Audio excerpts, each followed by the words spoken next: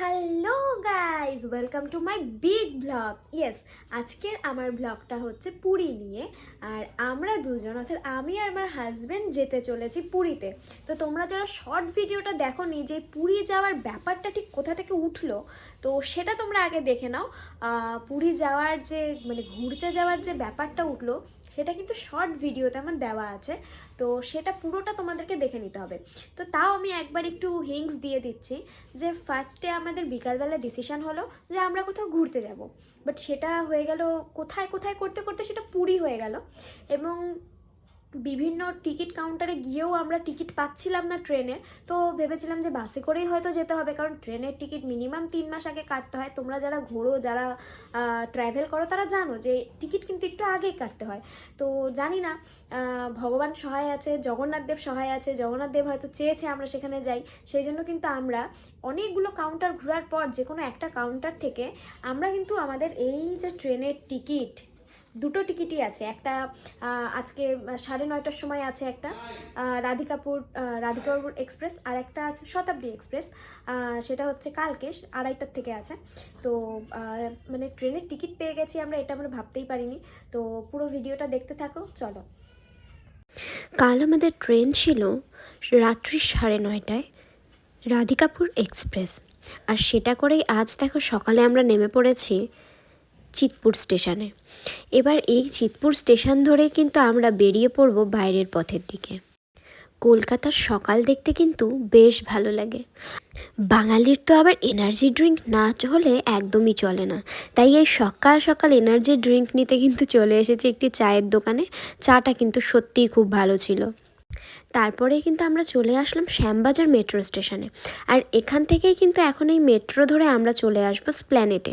যেহেতু আমাদের ঘোরাটা খুব তাড়াহুড়ার মধ্যে দিয়ে গেল, অর্থাৎ হাতে একদিনেরও সময় পাইনি, তাই জামা কাপড়ও তেমন কিনতে পারিনি। আর কোথাও ঘুরতে গেলে তো একটু জামা কাপড় কিনতেই হয়, তাই আমরা কিন্তু চলে এসেছিলাম স্প্ল্যানেটে বাজার করে। তারপর দেখো এখানে স্টেশনে আমরা একটু ব্রেকফাস্ট করে নিলাম। আমি নিয়েছিলাম চিকেন স্যান্ডউইচ আর আমার হাজব্যান্ড নিয়েছিল স্প্রিং রোল। আমাদের ট্রেন যেহেতু 2:30টায়, তো এখন বাজে সকাল 8:47।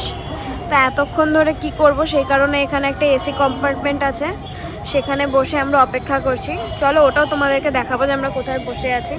আপাতত এখানকার ভিউটা এনজয় করো, যে কতটা সুন্দর এখানকার ভিউটা।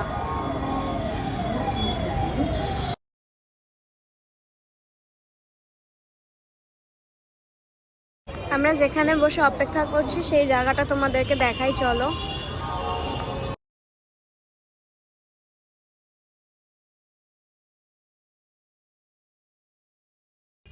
আমি তো এখানে বসে বসে ভাবছিলাম যে আমাকে আর কতক্ষণ বসে থাকতে হবে।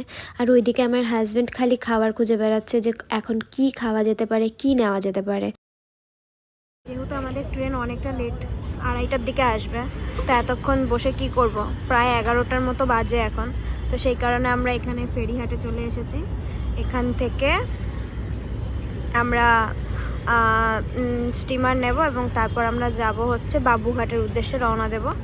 তো বাকিটা যেতে যেতে দেখাবো যে কোথায় যাচ্ছি, কী করছি, সবটা দেখতে থাকো। আর লাস্ট ডেস্টিনেশন অবধি দেখতে থাকো। আপাতত তো যাচ্ছি বাবুঘাট, সেখানেও দেখাবো কী হচ্ছে না হচ্ছে। আমরা বাবুঘাটে চলে আসছি, এই যে বাবুঘাট। এখন আমরা কিছু খাবো, কিছু খেতে হবে আমাদেরকে। চলো, একদম ডিরেক্ট দেখা হবে পুরীতে, তার মাঝখানে আর কোনো ব্লগ নেই। তো আমি তোমাদেরকে বলেছিলাম যে এরপর দেখা হবে ডিরেক্ট পুরীতে। তো এই দেখো আমরা কিন্তু পুরীর ট্রেনে উঠে পড়েছি। ট্রেন যখন স্টেশনে দাঁড়ালো তখন আমার এত আনন্দ হচ্ছিল যে বলে বোঝানোর না, কারণ ভাবছি যে কতক্ষণে পুরী ঢুকবো। তো পুরীর প্রতি একটা আলাদাই ভালোবাসা আমার আছে। আর এই কথা বলতে বলতেই কিন্তু চলে এসেছে আমাদের ইভিনিংয়ের স্ন্যাক্স, যেটা ট্রেনেই দিয়েছিল। আমরা কিন্তু শতাব্দী করে যাচ্ছি। তোমাদেরকে বলে রাখলাম, যদি তোমরা কখনো আসতে চাও তাহলে কিন্তু তোমরা এই টাইমে অর্থাৎ 2:30টার সময় হাওড়া থেকে শতাব্দী এক্সপ্রেস পেয়ে যাবে। আমার কিন্তু এই নিয়ে 3বার পুরী ঘোরা হচ্ছে।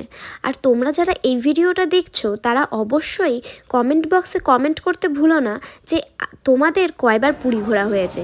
বাঙালি মানে কিন্তু দীপুদা, তাই নয় কি? আমরা কিন্তু দীঘা, পুরী, দার্জিলিংকে বড্ড ভালোবাসি। এবার পুরীতে নামছি, ব্যাস আর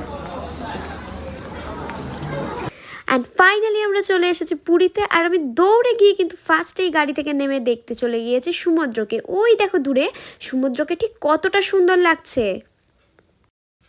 অ্যান্ড তারপর কিন্তু আমরা চলে এসেছিলাম আমাদের ডিনারটাকে সেরে ফেলতে স্বাদে আহ্লাদের রেস্টুরেন্টে। আর এখানকার প্রতিটা খাবারই কিন্তু খুব খুব খুব সুস্বাদু ছিল, আমাদের কিন্তু খুব ভালো লেগেছে। আর এই জিনিসটা কিন্তু আমার খুব ভালো লেগেছিলো, তাই এটা তোমাদের সাথে শেয়ার করলাম। সারা রাত জার্নি করে একটু ঘুমিয়েই সাথে সাথে ভোর 4টার সময় আমরা চলে এসেছি সমুদ্রের পাড়ে দুজনে একটু কোয়ালিটি টাইম স্পেন্ড করতে।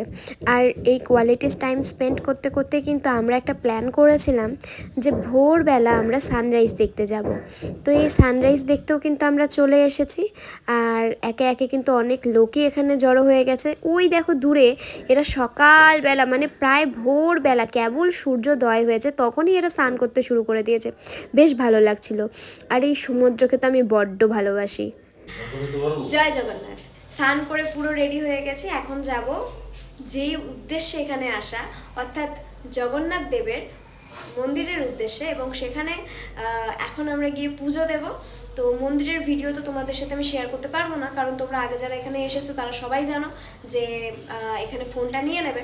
ভেতরে কোনো স্পট আমি তোমাদের সাথে শেয়ার করতে পারবো না, কোনো ভিডিও আমি তোমাদের সাথে শেয়ার করতে পারবো না। বাট আমি চেষ্টা করবো যতটুকু পারার, বাইরে থেকেও যতটুকু পারার, বাইরের দর্শনেও তো ভগবানের দর্শন হয়, যেটুকু পারার সেটুকুই আমি তোমাদের সাথে শেয়ার করবো। দেখতে থাকো, চলো।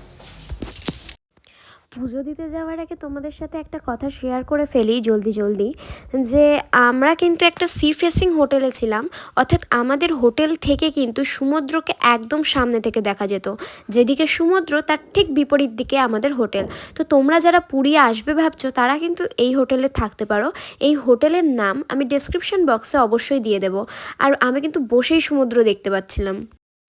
এই হলো আমাদের জগন্নাথ দেবের মন্দির, তোমরা কিন্তু দর্শন করে নাও আর সাথে প্রণাম করতে ভুলো না। এখন আমরা চলে আসি গোল্ডেন সি বিচে। এই যে এইটাই গোল্ডেন সি বিচ, এখানে লেখা আছে। এটার পথ ধরে এখন আমরা দৌড় দেবো, চলো। কথা হবে।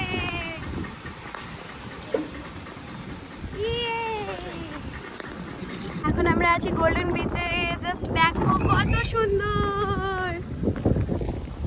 চলো তোমাদেরকে অনেকটা সামনে থেকে দেখাই, চলো।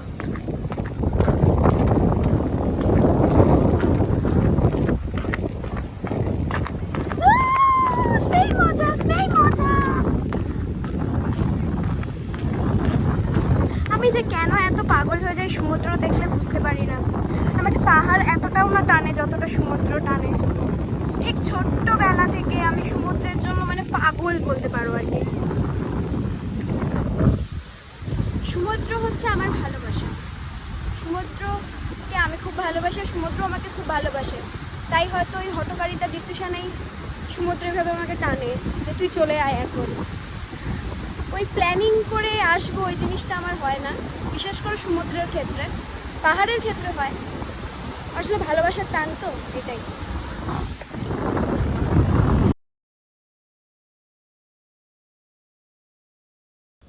পুরীর রাত যে বড়ই সুন্দর তা আরও একবার প্রমাণ করে দিল এই দাদাটা। বালুর মধ্যেই কত সুন্দর করে বানিয়ে ফেলেছে একটা শিব মূর্তি।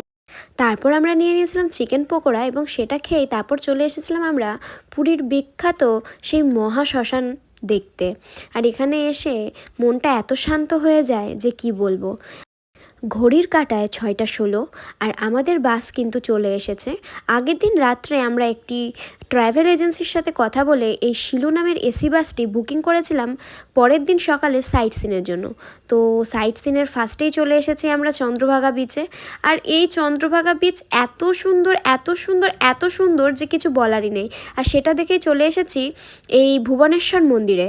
আর এখানে কিন্তু রয়েছে শিবলিঙ্গ। আর এই হলো পুরীর বিখ্যাত সূর্য মন্দির। আর এটা ছিল মহালক্ষ্মী মন্দির। তারপর চলে আসলাম উদয়গিরি ও খণ্ডগিরিতে। তারপর আমরা চলে আসলাম প্রায় 3 কিলোমিটার বিস্তৃত নন্দনকানন চিড়িয়াখানায়। আর এটার ভিডিও তোমাদেরকে পুরো দিতে হলে তোমাদেরকে দেখতে হবে আমার শর্ট ভিডিওগুলো। আজকের মতো এখানে জার্নিটা আমাদের শেষ করছি। আবারও দেখা হবে নেক্সট কোনো ডেস্টিনেশনে, নতুন কোনো ডেস্টিনেশনে তোমাদের সাথে আমার আবারও কোনো একটা নতুন গল্পে দেখা হবে। ততদিন ভালো থাকো, সুস্থ থাকো আর দেখতে থাকো আমার ভিডিও।